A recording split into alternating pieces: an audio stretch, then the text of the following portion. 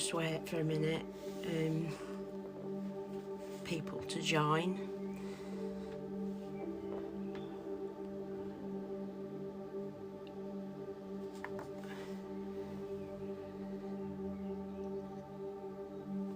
Can you hear? Is the sound coming through? If you can just let me know in the comments.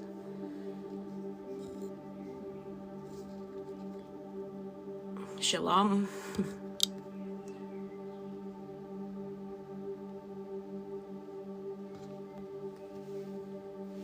Shalom.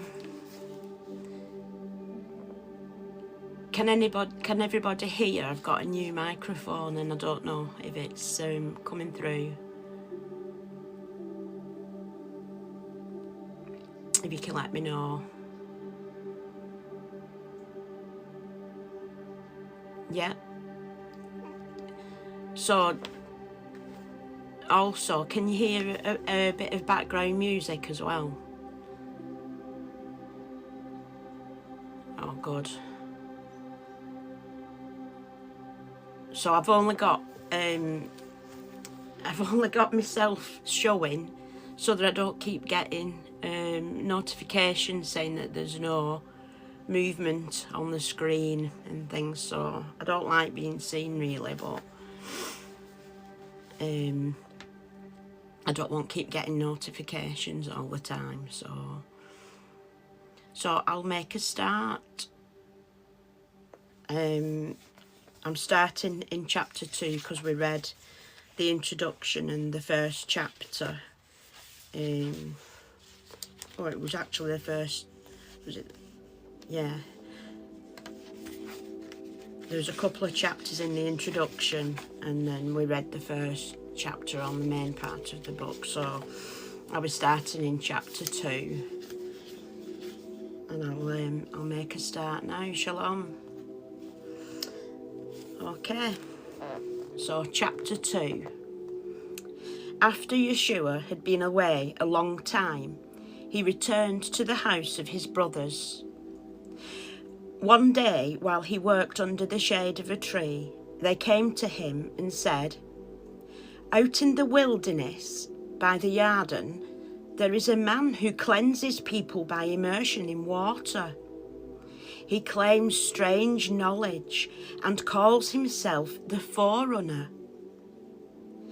We are going to see what he teaches." Yeshua said, "I have heard of these things, and surely as the son of our forefather Yeshua, which is Jesse, prayed to be cleansed of his secret faults and presumptions, the sons of our father should not stand aloof from cleansing. I will go with you." The brothers of Yeshua said, "This man is called Yochanan," which is John. "He heralds the coming of an enlightener who will be an all-wise instructor in goodness. He himself does not bear this new light, which will dispel the darkness in men's minds.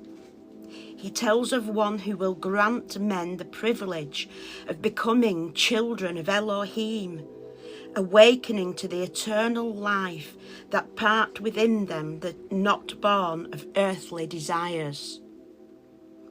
So Yeshua and his brothers went out seeking Yochanan.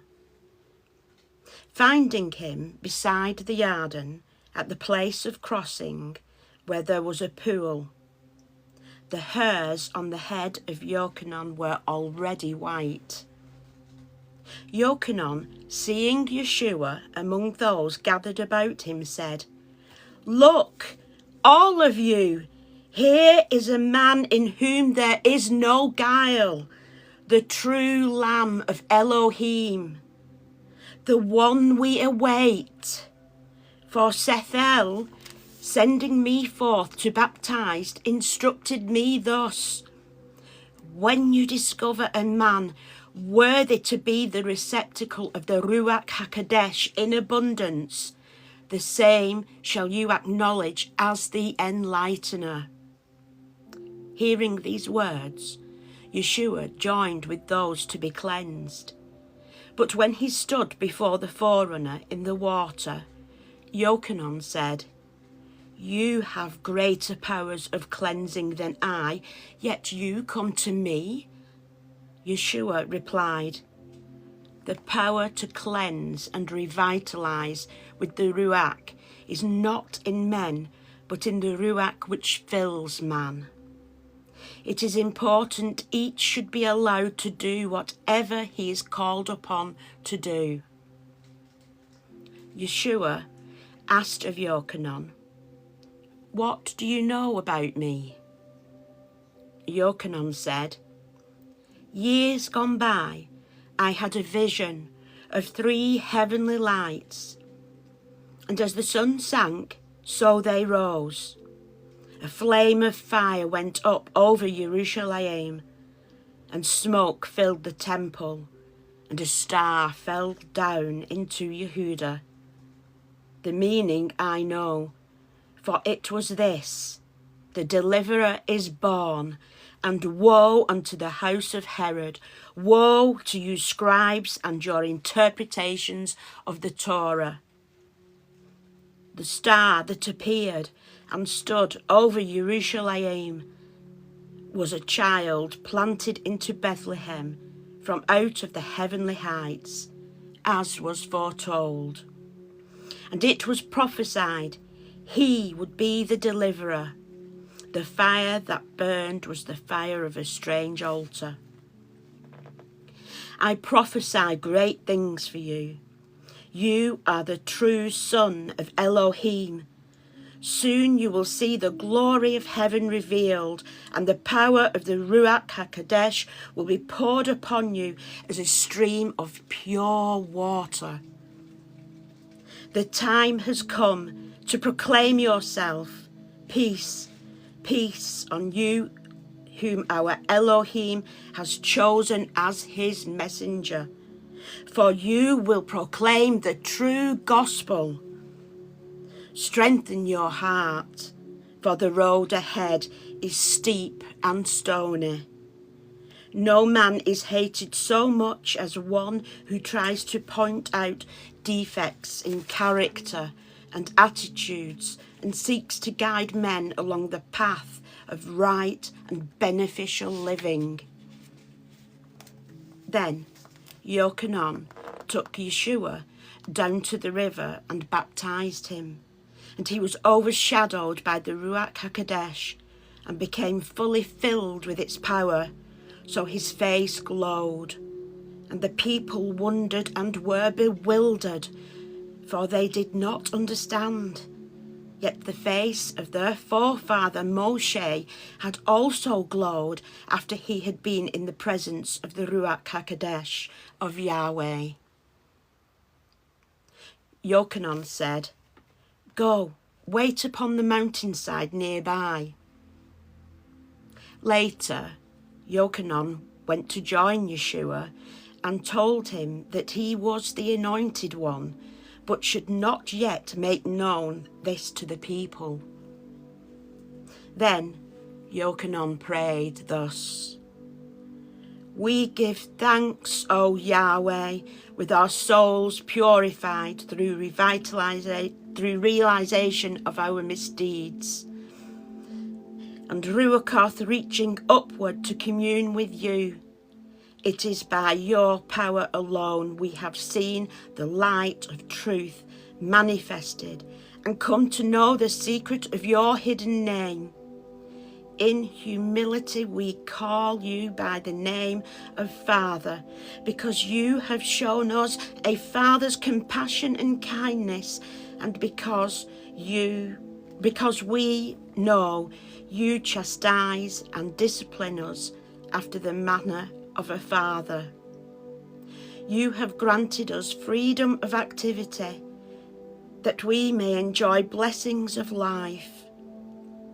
We have been saved by the waters of your affection. We approach you as the only good and great being, asking only that we be be united with you in the waters of the Ruach, and never become separated from the source of life. This is how Yochanan testified concerning these events. On that day, the Ruach, outflowing from Elohim, came with a great surge of power. I did not know this man from others, but seeing him, I recalled what I had been told by those who gave me power to cleanse with water. They had said, "When you find someone so filled with the power of the Ruach HaKodesh, he can hardly contain it, you will know him for one who will baptize with the cleansing power of the Ruach HaKodesh." I have experienced this power and testify that this man is the true Son of Elohim, the Enlightener and the Deliverer.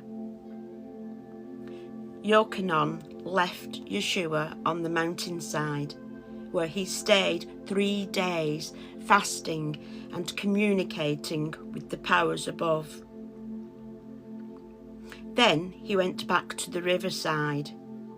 Yochanan was standing with 2 of his disciples, Yeshua sitting apart, and Yochanan said to those with him, "There is the one giving himself as an offering of Elohim, the enlightener of the world and the deliverer of our people."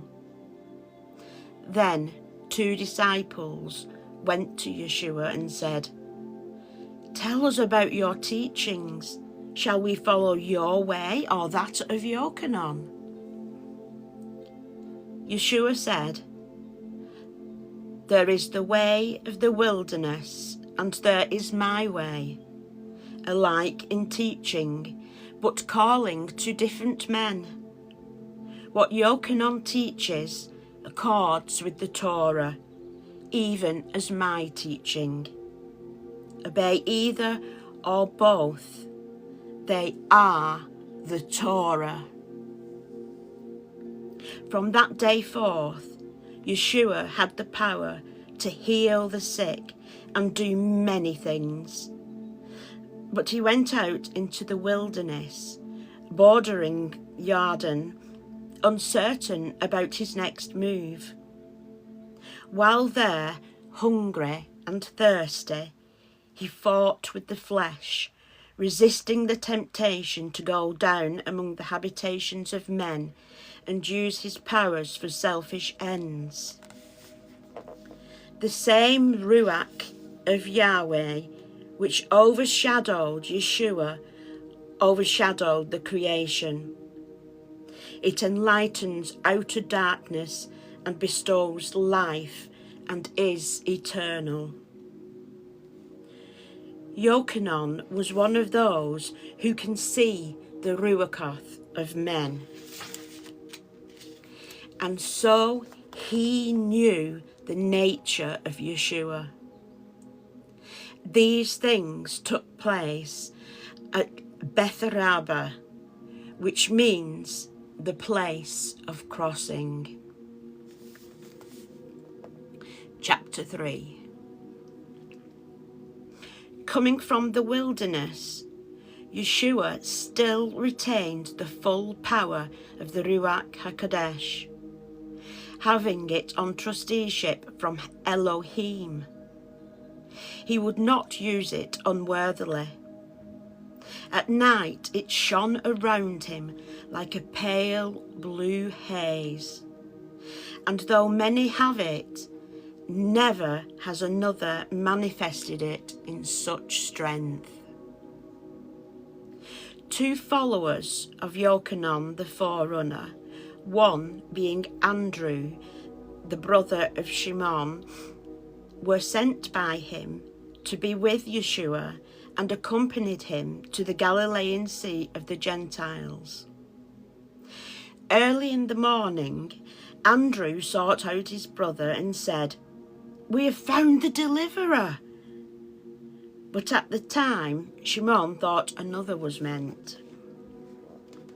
When Yeshua had known Shimon for 2 days, he said, "You are strong, silent and steady, one likely to be ever steadfast in conflict. Therefore you shall be called Kepha, or Peter." This meaning the rock in the tongue of the Gentiles. And from that day, Kepha became a follower of Yeshua. Passing along the shore, they came upon the tower of fishermen, and a boat was being unloaded by its owners.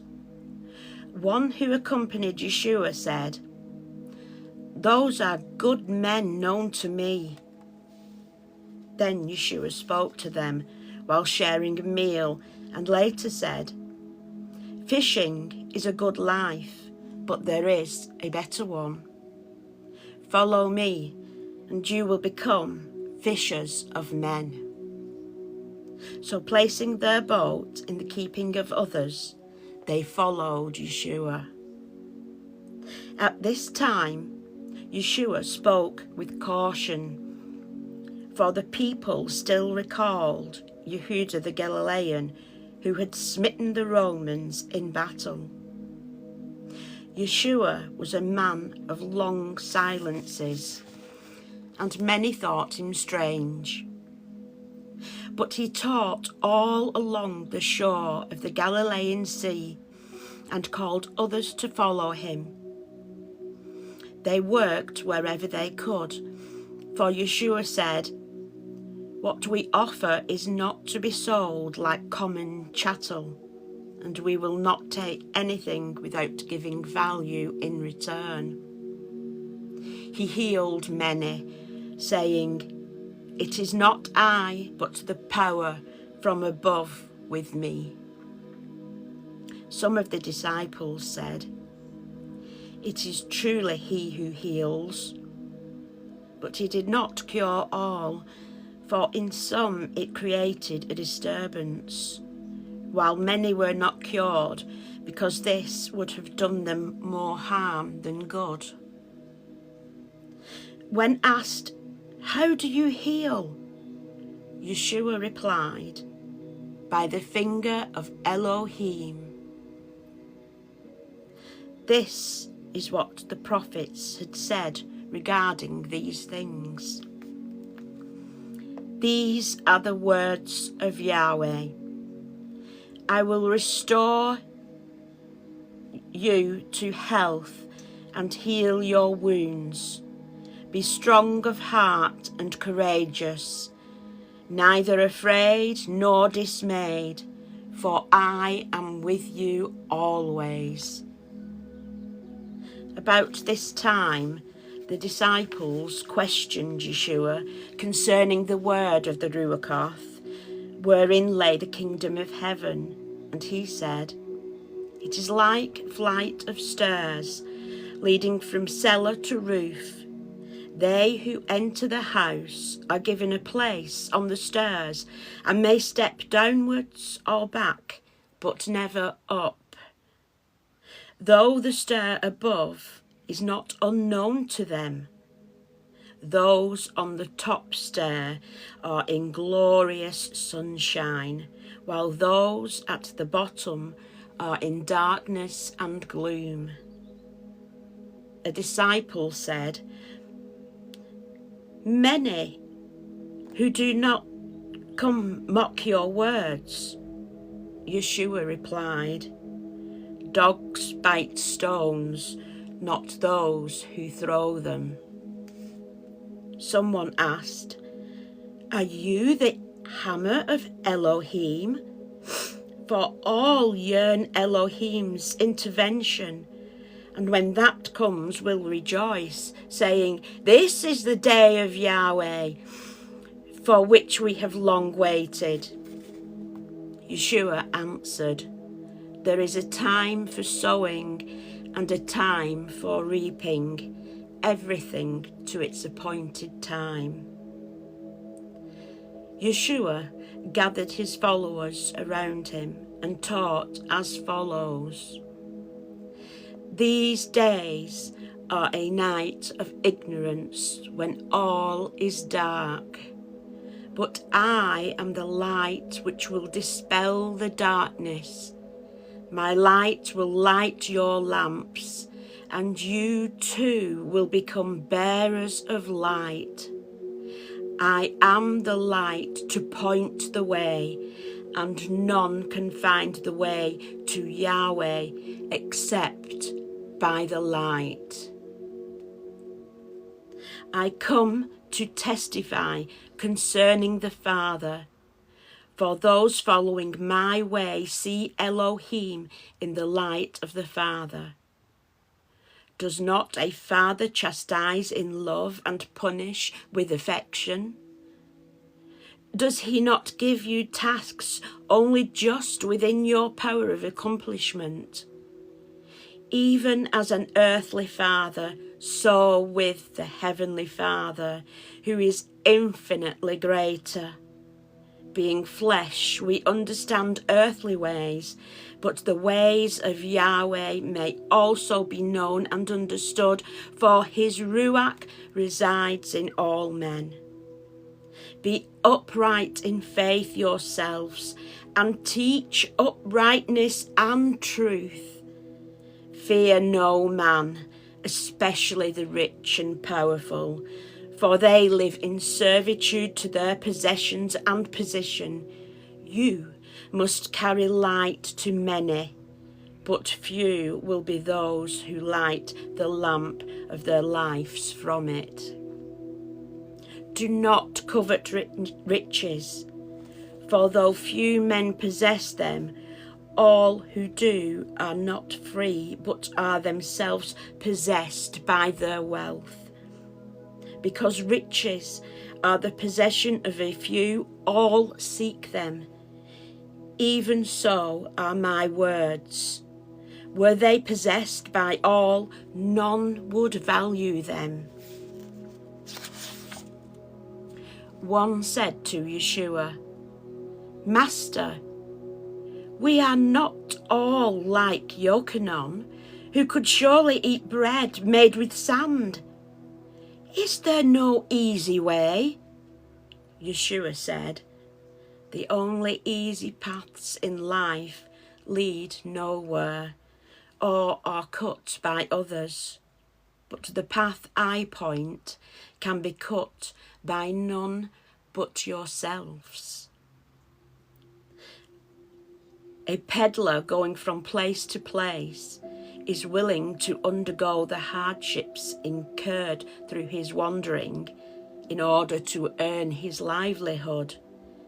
Even so, you be prepared to cheerfully accept the hardships imposed by life in order to gain glory in the life which follows.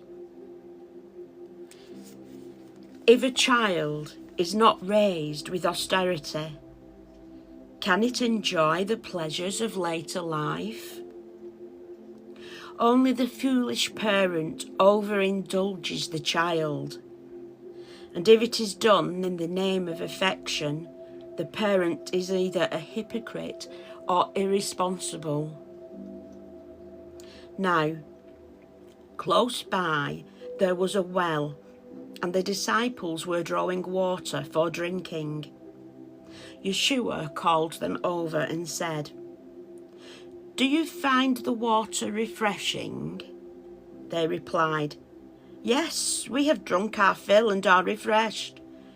Yeshua said, Does any water remain in the well? They replied, Master, this well is inexhaustible and cannot be drunk dry by any number of men. Then Yeshua said, It is even so with my teachings. What I have revealed so far is but a small portion of the whole, yet it suffices for the present needs. The people among whom we go are perverse and headstrong. and like a thirsting ass, can be given only sufficient to ease their pressing need.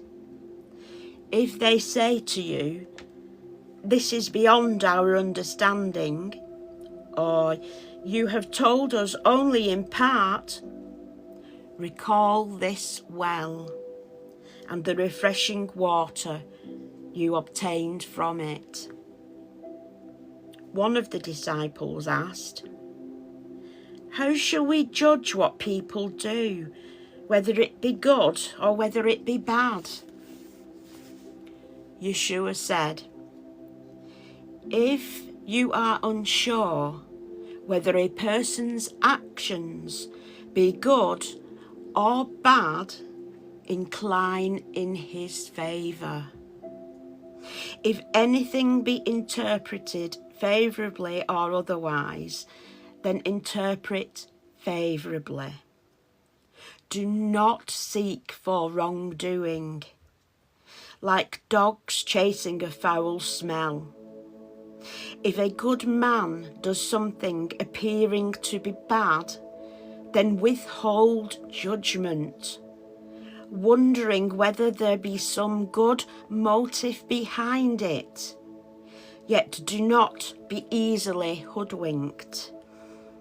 If one with a bad reputation does something seemingly good, question his motives, but bear in mind that no man is either wholly good or wholly evil.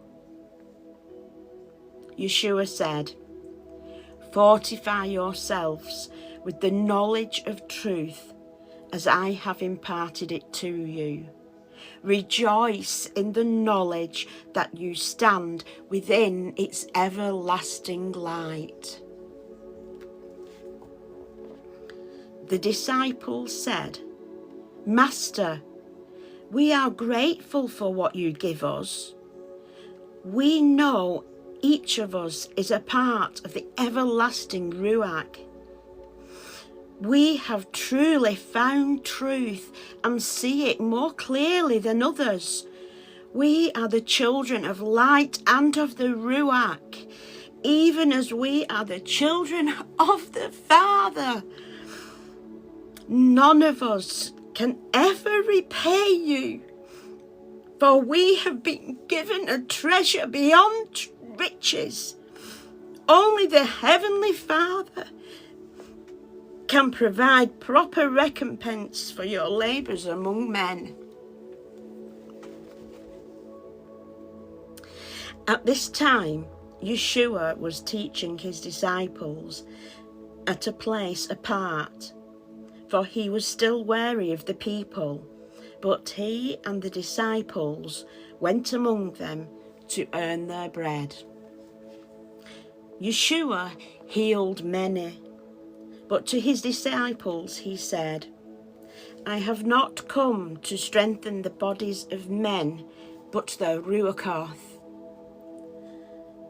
For if man is wholesome in Ruach, he is wholesome in his body. It is better to treat the man than the disease."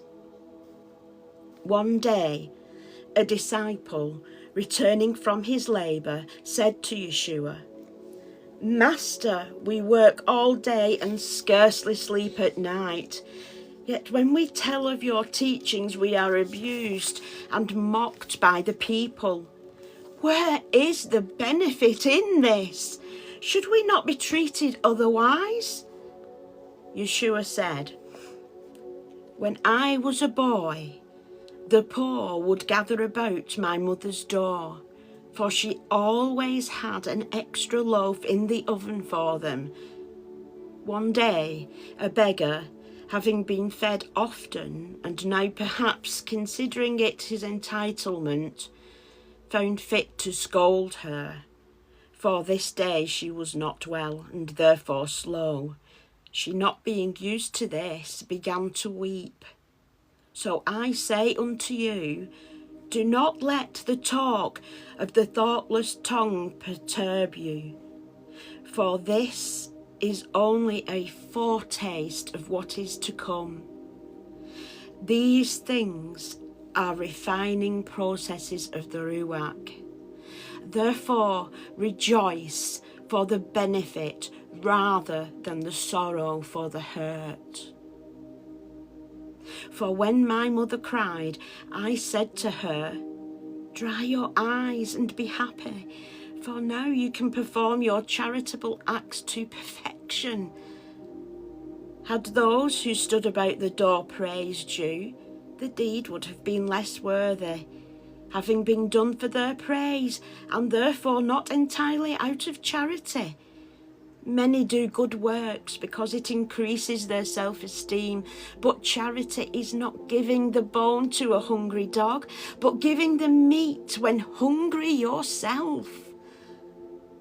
Andrew said to Yeshua, if we give all we have to the poor, they will grow fat and slothful, preferring a life of beggary to one of toil. Yeshua said, charity is giving a hand to a blind man or soothing the wounds of those smitten by the Ruach strengthening sword of life. It is good to help those in distress or those who cannot help themselves, but sometimes giving does more harm than good. Many give because it eases their conscience or raises their self-esteem. Such giving is not goodness. But when giving entails self-sacrifice, then it is better to give than to receive.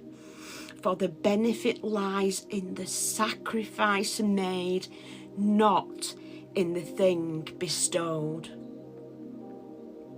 A rich man was going away, so he gave a purse of silver to each of his 2 sons, so they could keep themselves while he was away.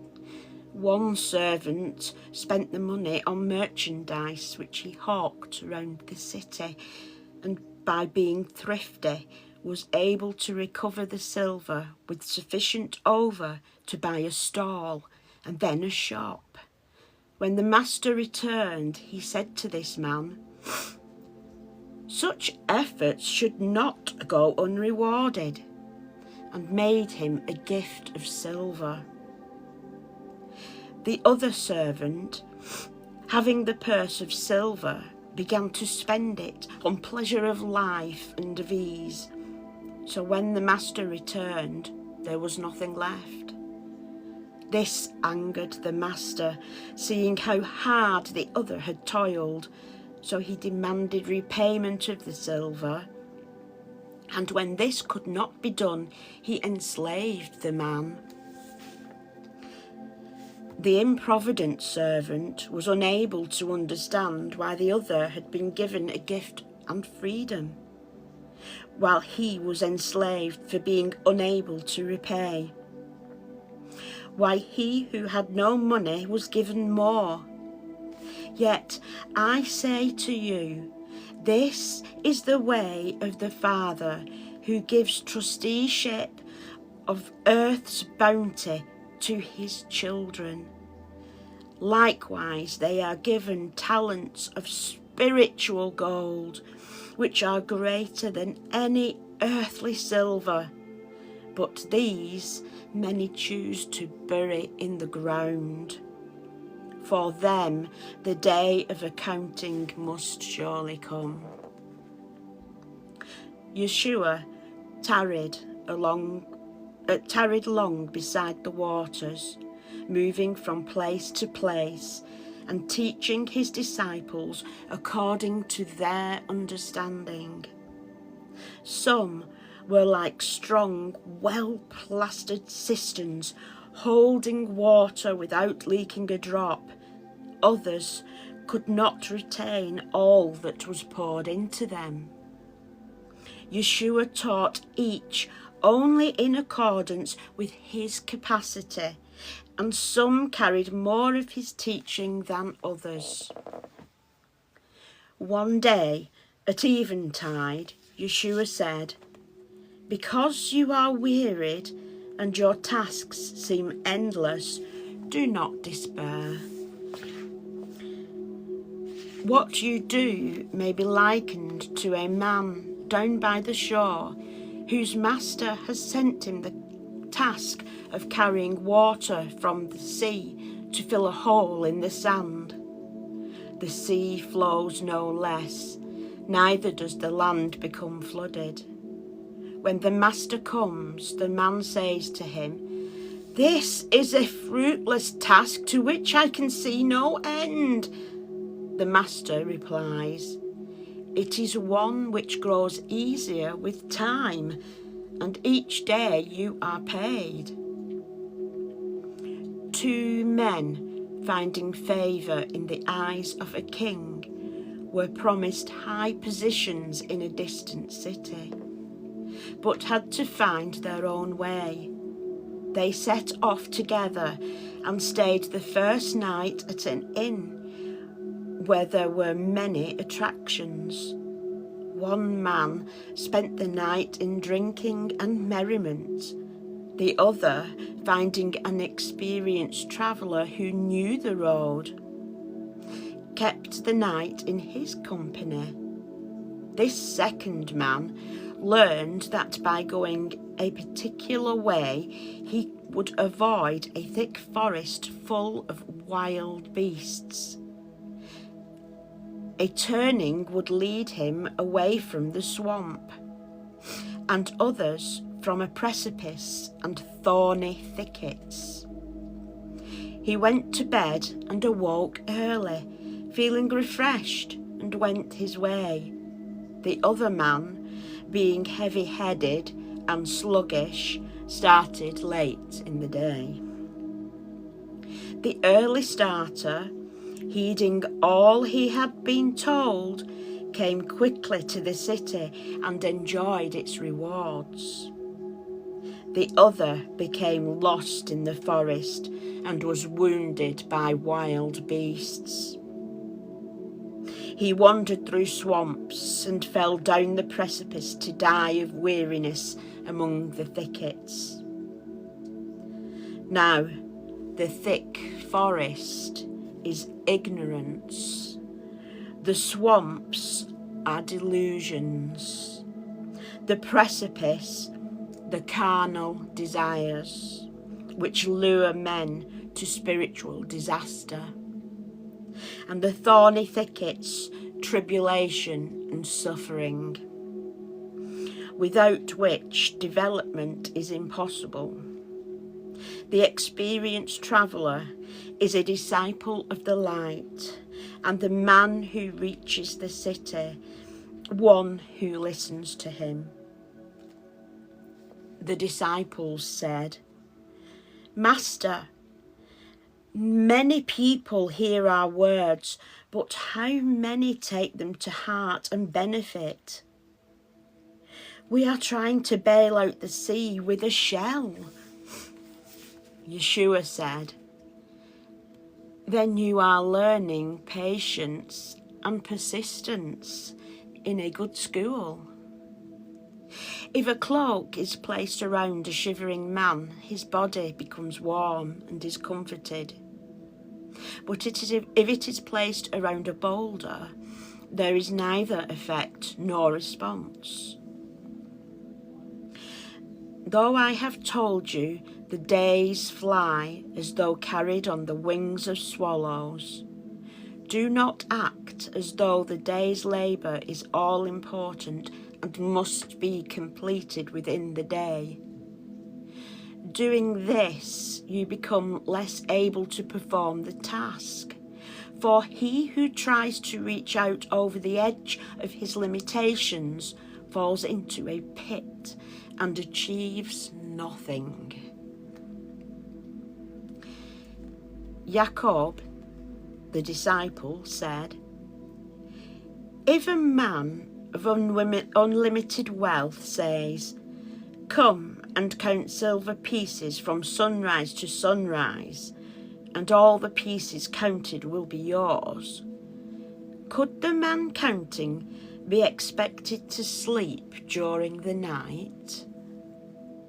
Yeshua replied, "A man having much wealth is unlikely to do anything without purpose, and this would be in the counting. Could you count silver pieces from sunrise to sunrise and not make an error?" Yeshua said, "Let none among you take the hand grips of my plough unless he is prepared to grasp them firmly and cut a deep furrow. Let none of you walk behind it unless prepared for weariness and sweat. There is no easy way for the ploughman. The field is there, and he must cultivate it, furrow by furrow. If he is careless, the grain yield will be poor. Water drawn from the ground or falling from the sky will produce burning weeds and grass, but to produce bread to eat and wine to drink, water from the brows of men must be added. Yet labour is not without its own reward, for the man who labours all day sleeps contentedly, even though his pillow be stone. While the sluggard sleeps without content, even though he lie on a pillow of down." So that's the end of that chapter. Do you want me to read chapter 4, or should we leave it there for today? Just let me know in the comments if you want me to continue with chapter 4 or finish it there.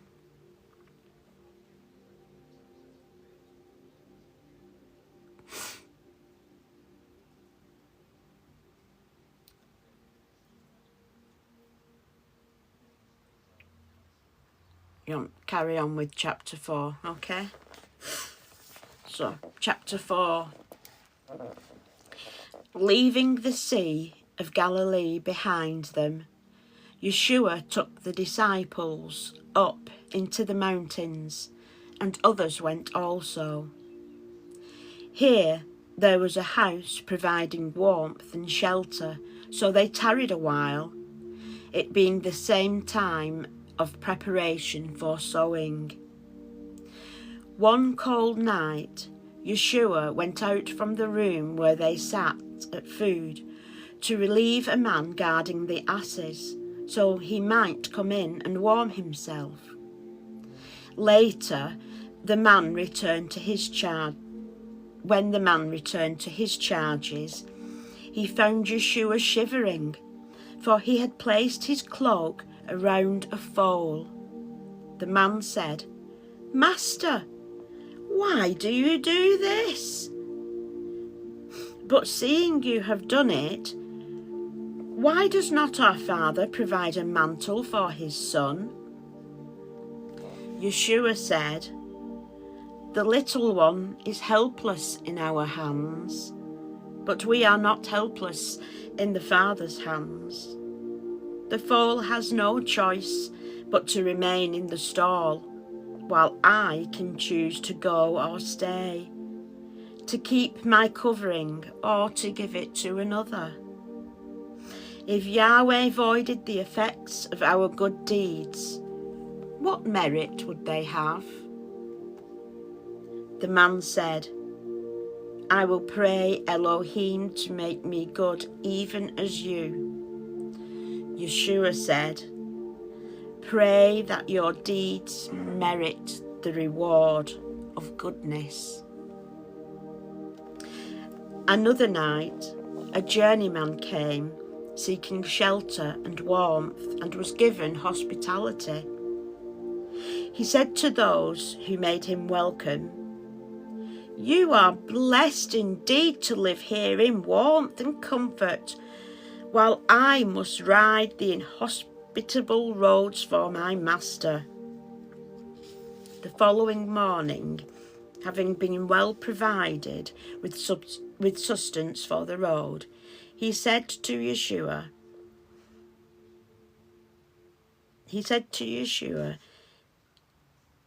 ere he departed, Master, I listened well to your words last night. Since I am a poor man suffering many hardships and my life is difficult, am I then assured of better conditions in the life to come? Yeshua said, by what standards do you think things are judged? Using yours, the pack horse accompanying you would be more entitled to this assurance. For while you ate soup and slept in comfort and warmth, this uncomplaining beast, whose lot is much harder than yours, remained neglected in the cold. Toward the end of their stay, a learned man came to eat with them, one knowing all the books of wisdom and the Torah. While talking with the disciples, he said,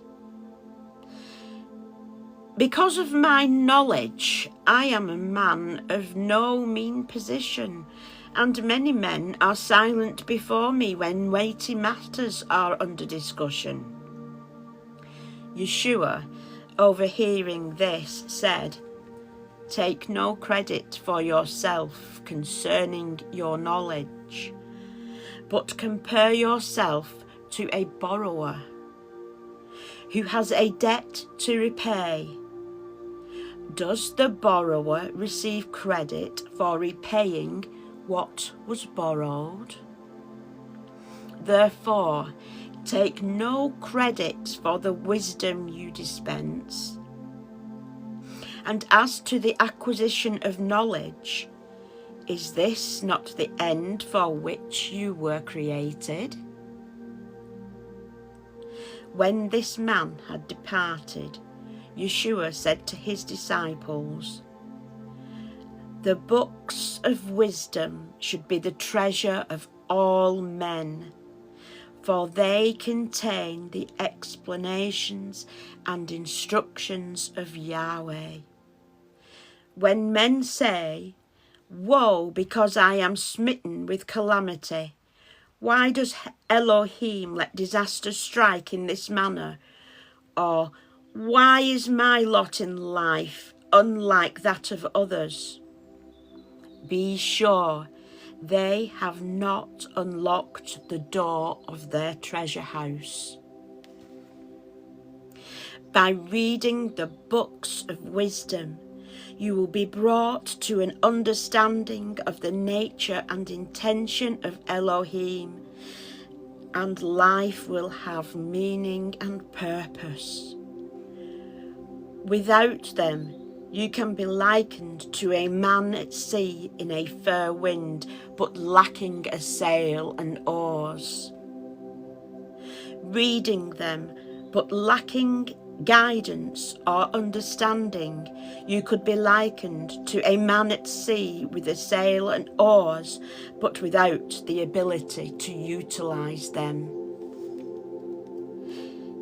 A disciple who had been with Yochanan asked, Master, tell us which is true. Yochanan taught the way of the wilderness and said, be the best of men, and let Elohim take care of his kingdom, for you are the rulers of earth. Yet at other times he told us to await the coming of one who would deliver us from the evils of this world and show us the path of righteousness. Yeshua said, if you knew a distinguished guest was coming, would you not make fitting preparations, doing all things to ensure an appropriate welcome? If a man has many servants, does he thrash his own grain? The road indicated by Yochanan is not my road, but it leads to the same destination. I bring you the way of the cross, which is the cross of life. Follow what I teach, and you will be with me at the end. Choose your path, for no man can plough 2 furrows, neither can the hands of 2 men hold the reins. While Yeshua was still in the mountains, preparing his disciples for the task ahead, 2 wandering musicians came by, and one was always laughing, and the other always melancholy. Yeshua said to them, "Many men have differing skills, and are you not skilled with the lute and the lyre?" They said, "That is so." Yeshua said, "Now when the strings of your instruments are too taut, what happens?" They replied, "Then there is discord." And Yeshua said, "Is it not even so if the strings are too slack?" They replied, "It is." Yeshua said, "Sometimes the natures of men need slackening, for they are too taut, while sometimes they are too slack. Be like your instruments, always tuned to the right note, and let there be harmony between you." One of the disciples said to Yeshua, "Master, you tell us many things, and I cannot retain all your words. Surely some are better than others. Which should I store in my heart?" Yeshua said, "A king had 2 castles, one at each end of the wall guarding his kingdom. And he gave each of his 2 sons command over a castle. When word came that an enemy approached, he ordered his sons to collect all kinds of provender and store it. One son collected everything he could, but the other took only what he considered the best, leaving everything else. The enemy came, and both castles were besieged. The castle of one son fell when its supplies were exhausted, but the other held out by utilizing what the other had rejected. So it is with my words. Even those which seem of least value may one day prove their worth." The disciple then said, "Tell us where we may find Yahweh and truth." Yeshua said, "You have the holy books and my words." Turning to the others, he said, "This man is like a beggar, all his life stood under a fig tree. More than anything else, he desired to be rich, but he remained always poor and dressed in rags. Like all men, he came to his hour, and those who buried him dug his grave at the place where he spent his life. When the earth under the tree was opened up, it exposed a treasure of great price, gold and jewels, right under the spot where he had been begging.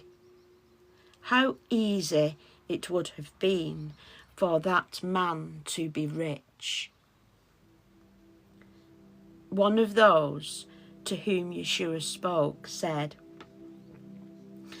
then all we have to do is read and listen, assimilating the knowledge gained. Yeshua said, there is danger even in this. Consider a snake catcher who, going among the rocks, sees a snake well worth catching, but in his haste he grabs it by the tail instead of behind the head. So it turns and bites him, causing his death. Did he die because of his calling, or because he grabbed the snake wrongly? Was he not wrong in his approach rather than in what he did? It is even so with those who know the holy books from end to end, but handle them wrongly. Yeshua said, be humble in your knowledge and not puffed up, but beware the snare of false humility. One said to him, Master, what is false humility? Yeshua said, a man was once told that if he could learn humility, he would become perfect, and desiring perfection in himself above all else, he diligently studied everything relating to humility. Then there was nothing about it he did not know. However, one day a man said to him, what has your humility gained for you? Where have you benefited? To which the supposedly humble man replied, stupid one, what is the matter with you? For can you not see that having learned humility, I am now a perfect man? About this time, Yeshua came upon two disciples arguing as to which of his teachings should be retained in their hearts. Yeshua said, your argument can be likened to two wives, one old and one young. The old one kept pulling out the dark hairs on her husband's head, while the young one kept pulling out the white hairs. So he became bald, having no hair at all. Then both the women said, behold, we have a bald-headed husband. One day, a disciple who had been to buy provisions returned, saying, I took down a diligently prepared book of sayings, delightful to the ear, but men took it from me and tore it apart. Surely the wrath of Yahweh will strike them. Hearing this, Yeshua called the man to him and said, a girl once diligently collected colourful seeds and threaded them into a necklace.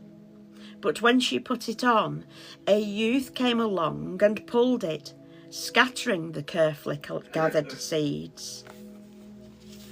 She ran to her father, expecting him to chase the youth and chastise him, but the father did nothing. Later that evening, he gave her a beautiful necklace of rare gems, which he had bought earlier, intending to surprise her. Then she knew why he had not bothered with the youth or been concerned about the necklace of seeds. Yeshua said to those about him, many things befall you, and life is difficult. But so life is meant to be. Only timber well seasoned is fit for the carver's hand.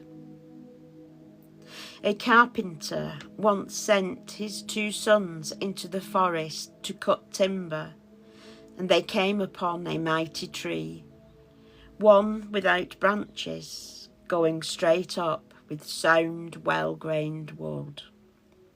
One son said, "This tree is too big, the task of cutting it too difficult.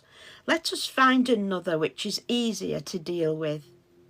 The other said, "No, let us take only the best."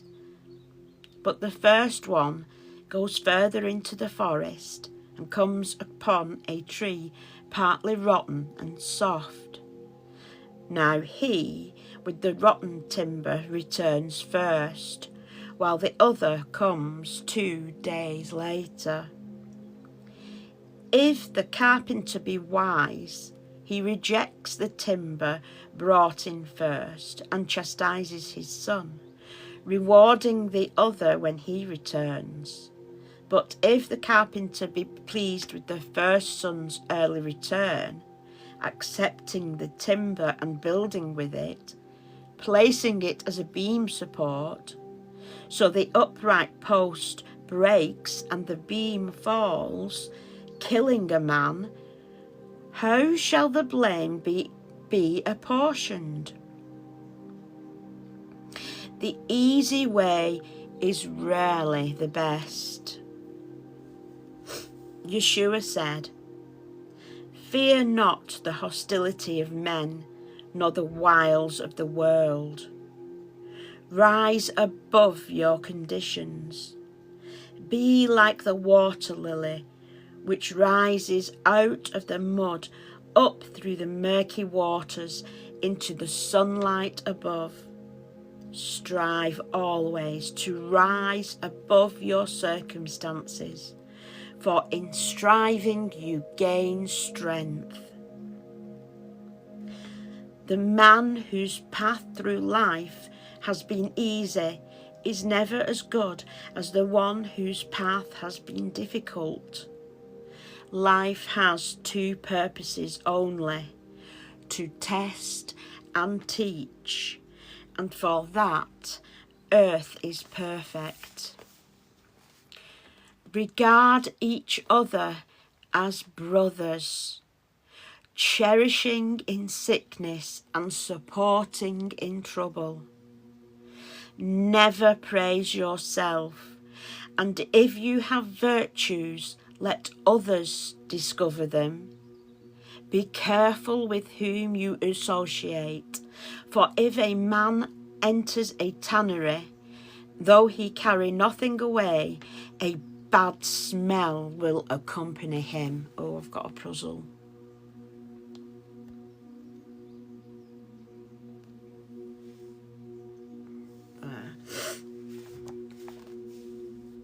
No man is so important that he is above the need to work. If it becomes necessary to dress hides in the marketplace, then undertake it with a cheerful heart. Even the rich must do something, for idleness is the rust of time. Judge no man otherwise than you would wish to be judged. Once a young woman was carried off and placed in a warehouse in another country. Her father sent 2 men to ransom her, and when they came to the whorehouse, one remained outside, while the other went in. When he who went in came out, he said to the other, "What do you think I was doing in there?" The other replied, "Why, negotiating the woman's ransom." Even so should you judge with the scales weighed down favourably. Sorry, my nose is running. I need a tissue.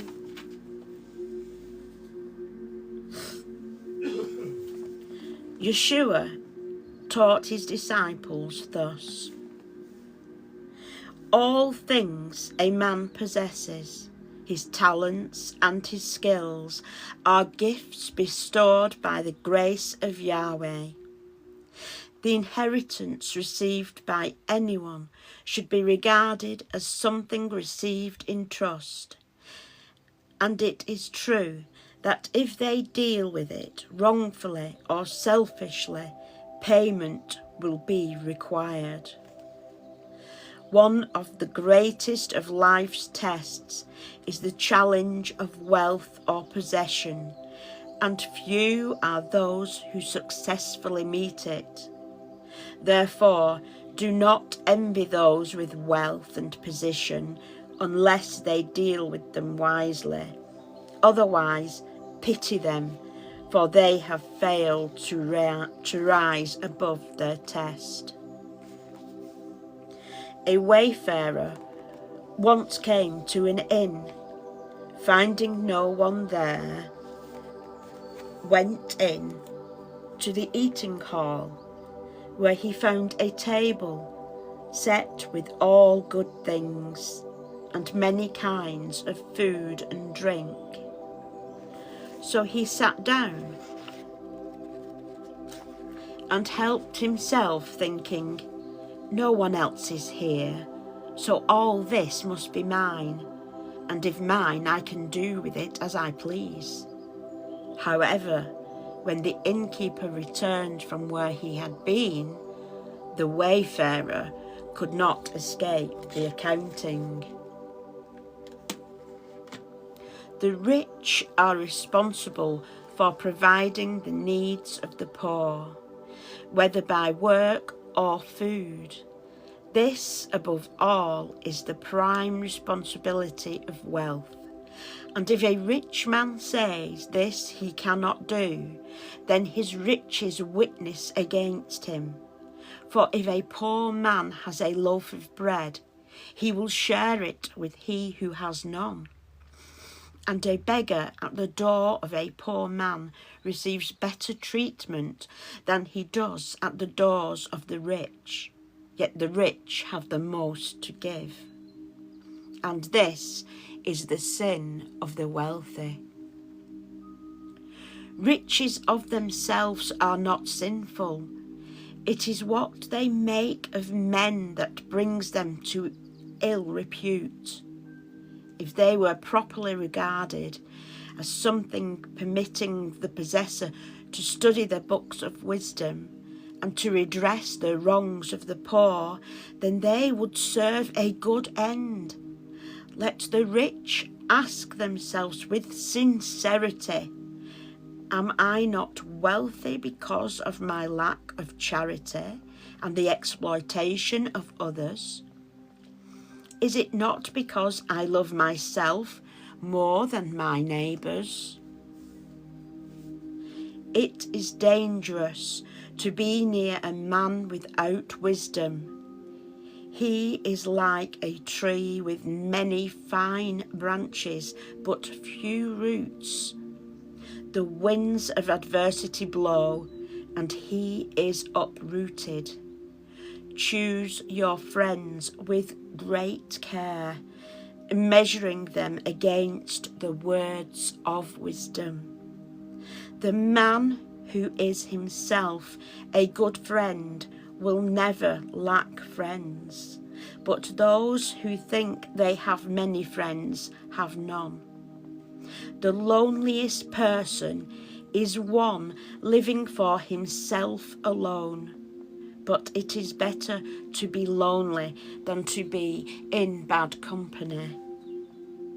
Yeshua said, "It is not unseemly to glory in your strength, but never become vain. For in strength you are not superior to the beasts. If the standard be to the ability to bear a heavy burden, an ass can carry more than any of you. An elephant is mightier than a score of men, while a camel has more stamina than any man. Strength and stamina are goodly things seen in their right perspective, but they can be a heavy handicap on the path of spiritual development, particularly if they lead to arrogance and inconsideration of others. Strength, like riches and knowledge, is a goodly thing of itself if properly utilised, but for most the test is too great. Some disciples came to Yeshua and asked whether they should not withdraw into the wilderness, where they would dedicate their lives to Yahweh. Yeshua said, "Of what use would my teachings be in the wilderness? Are you going to save rocks from sin, or convert camels? Will you enlighten the wind, or give wisdom to mirages? Where is the benefit if what you learn cannot be put into practice?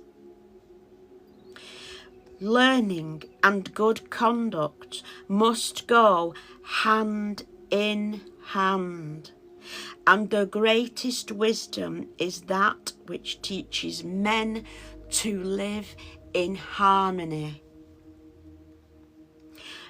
They who seek to escape the tests and trials of life are cowards. Are you going to withdraw from the conflict through lack of courage, standing silently by while the wicked swallow up the good?" The disciples said, "Master, are you bringing strife or peace? Do you prepare us for battle? Are we to rally the people?" Yeshua said, "Do you still not understand? I am a man of peace, and I unsheath only the sword of the Ruach. This is not the easy way, for it is less difficult to change things with the sword than with soft words. And those who oppose us understand that better. But let only those who would use weapons with courage talk about soft words and peace. Otherwise, better men will justifiably scorn them as cowards. Cowards talk about peace, and brave men about war. But I tell you that when brave men talk peace and cowards are sent to war, there will be no more strife, and a new day will dawn."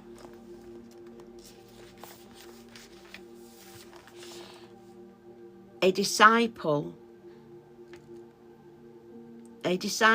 named Micaiah said to Yeshua, "Master, teach us how to love one another without malice or envy, with goodwill and forbearance." Yeshua said, "The first step is to love yourselves less. And by doing this, you will find more love to give. If any say, 'I like being loved,' that person is wrong. For rather you should say, 'I like loving.' Do not seek to take love, but to give it. For have I not said it is better to give than receive?"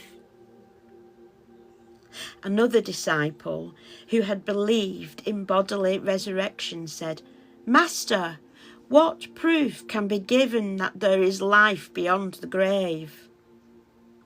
Yeshua answered, "There is proof to those worthy of it. But if it were manifest certainty as a reward for a good life, How would the hypocrites and those who would do nothing without payment be discovered? If uncertainty and doubt were removed from life, then it would be of less value for its purpose. Things are as they are because they must be. If you want proof, become worthy of it.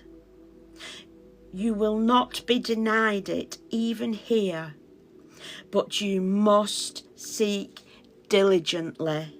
Nothing comes easily, and this least of all.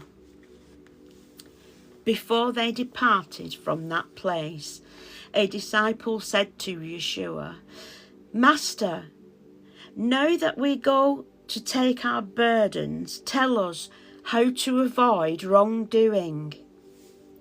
Yeshua said, were you able to avoid all wrongdoing and sins?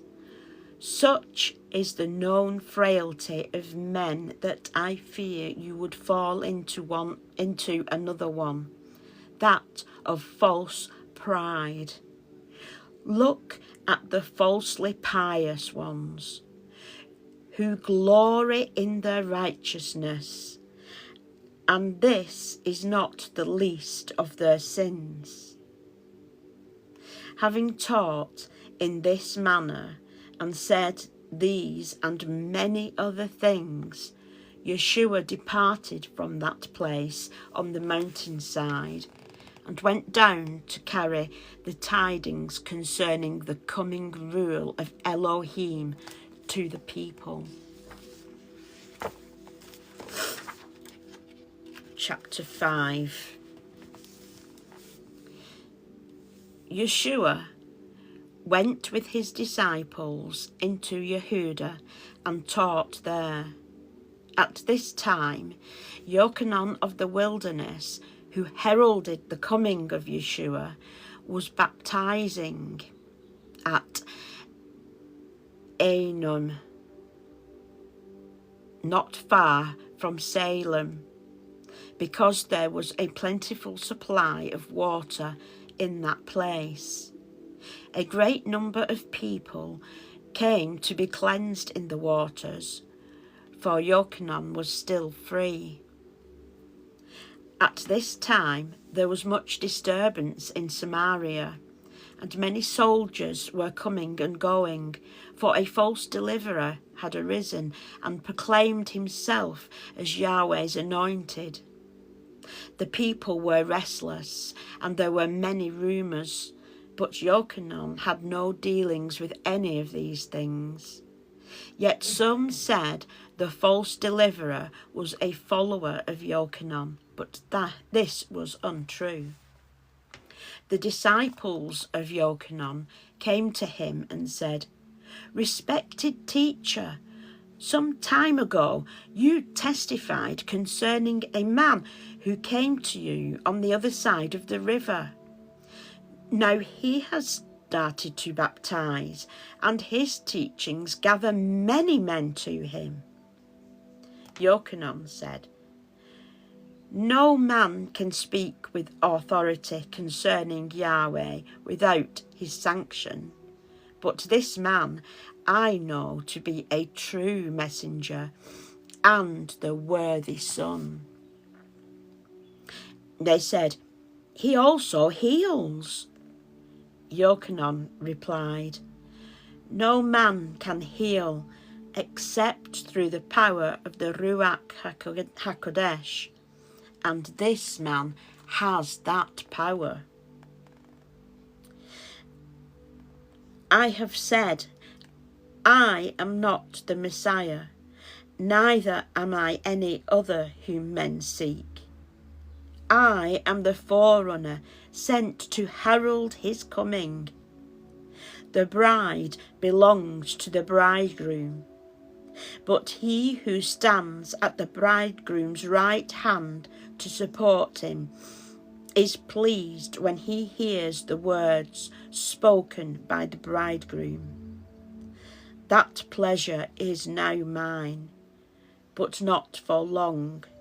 For as my star declines, so his waxes brighter.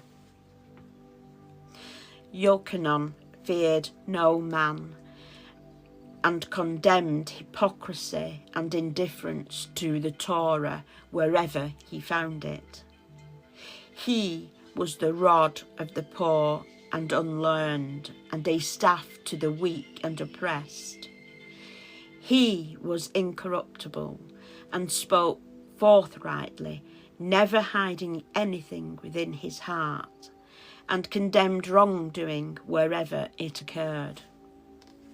Now Iokanaan baptized with water, and because of this the priests were against him. But on this matter they could do nothing.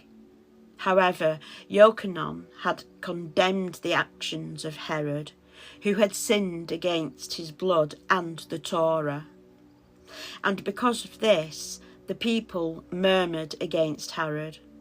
Therefore, as these were restless times, and the people were in a mood for revolt, he had Iokanaan taken and imprisoned. For had there been an uprising against Herod at this time, Rome could not have come to his aid. Iokanaan was imprisoned in a fortress, and this pleased Herodias, for she had long borne ill will toward him. Though Herod had no lawful right to take his brother's wife, the fault was not his alone. Herodias wished with all her heart to rid herself of the condemnations of Iokanaan, but could not accomplish this because Herod held Iokanaan in awe, for he was truly a holy man, much beloved by the people. Though Iokanaan was kept in confinement, Herod spoke with him and listened to his words. But though they stirred the heart of Herod, he found them difficult to understand. While in prison, doubt stirred in the heart of Iokanaan, and he sent his disciples to Yeshua, inquiring whether he felt he was truly Yahweh's anointed, for at this time there was much confusion on the matters. When the disciples returned, their reply puzzled Iokanaan, for they reported Yeshua as saying, I am not he whom you expected, or the deliverer of these people, but the deliverer of all men. Nevertheless, if only another will change the hearts of the people, I shall not be found wanting. But Iokanaan received wisdom and knew he had not erred. Oh, my nose is running again.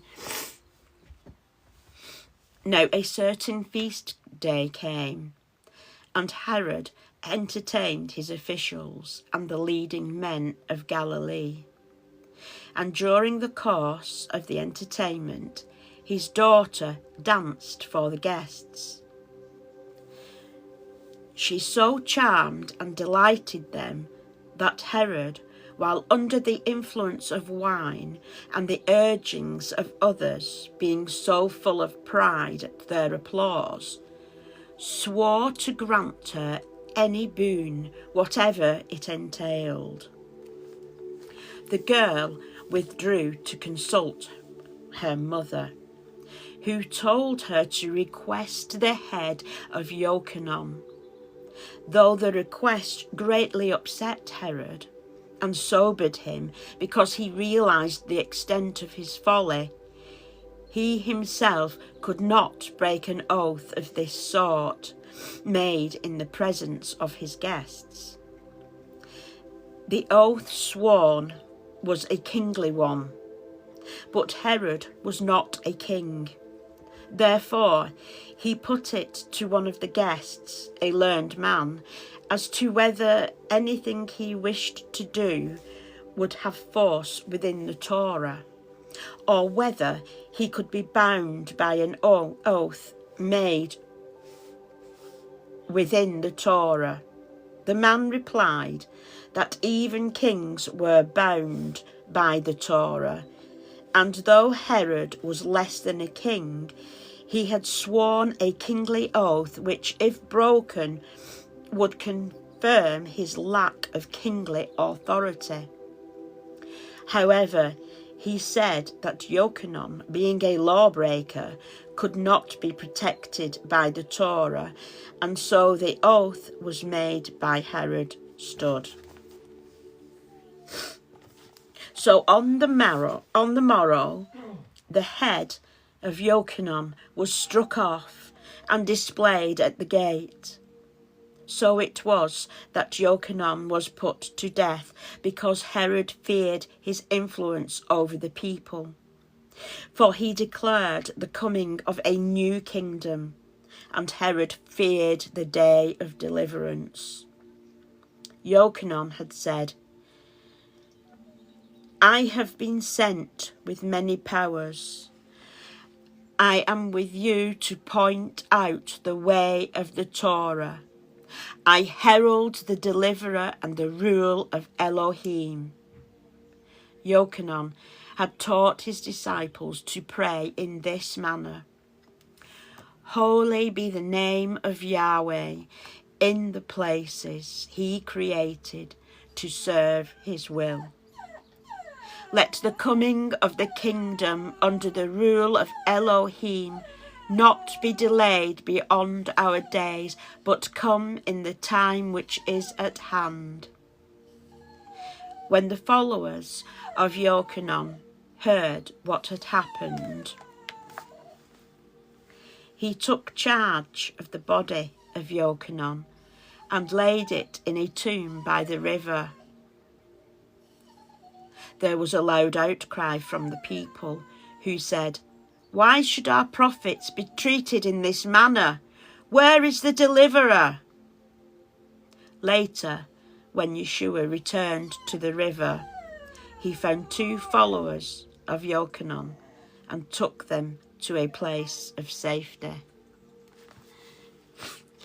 I'm going to finish up there now because my dog's getting whiny and my nose is getting runny. But thank you for listening, everybody. I hope you enjoyed that. Hope you have a blessed rest of your day, and I'll come back on again and we'll start from chapter 6. We got to chapter 6 this time. So thank you for listening. Love you lots. Shalom.